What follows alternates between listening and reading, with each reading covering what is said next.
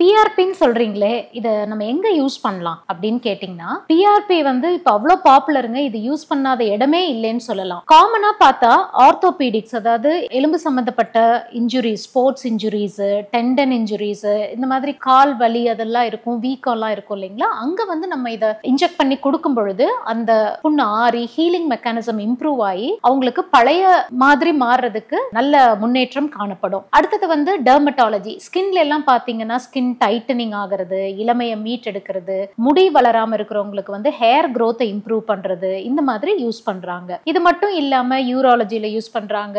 நம்ம கைனகாலஜியை பொறுத்த வரைக்கும் காஸ்மெட்டிக் கைனகாலஜிங்கிற செக்மெண்ட்ல வந்து இந்த பிஆர்பி வந்து பெருமளவுல உபயோகப்படுது. இது எப்படின்னு கேட்டீங்கன்னா, இந்த வெஜைனல் டிஷ்யூஸ், பிரைவேட் பார்ட்ஸ்ல இருக்கக்கூடிய டிஷ்யூஸ் எல்லாம் வீக் ஆகி சத்து இழந்த மாதிரி ஆகும் பொழுது நம்ம இந்த growth ஃபேக்டரோட இருக்கக்கூடிய பிஆர்பியை இன்ஜெக்ட் பண்ணி கொடுக்கையில அங்கேக்கு வந்து புது திசுக்கள் உருவாகும், ரத்த ஓட்டம் இம்ப்ரூவ் ஆகும். அதனால வந்து அவங்களுக்கு வந்து நல்ல பதின் பருவத்துல திருமணத்துக்கு முன்னாடி இருக்கிற மாதிரி ஒரு ஃபீலிங் வந்து அவங்களுக்கு வரும். ஏன்னா அந்த டிஷ்யூஸ் எல்லாம் வந்து திரும்பியும் ஆறி ஹீல் ஆகி பழைய மாதிரி ஆகையில. இது மட்டும் இல்லாம அவங்களுக்கு வந்து அந்த நரம்பு மண்டலம் எல்லாம் தூண்டப்படுறதுனால அந்த பிஆர்பி ஷாட்ஸ் ஆர் ஆர்காசம் ஷாட்ஸ்னு சொல்லுவோம், அதுக்கும் இதை வந்து ரொம்ப காமனா யூஸ் பண்றோம்.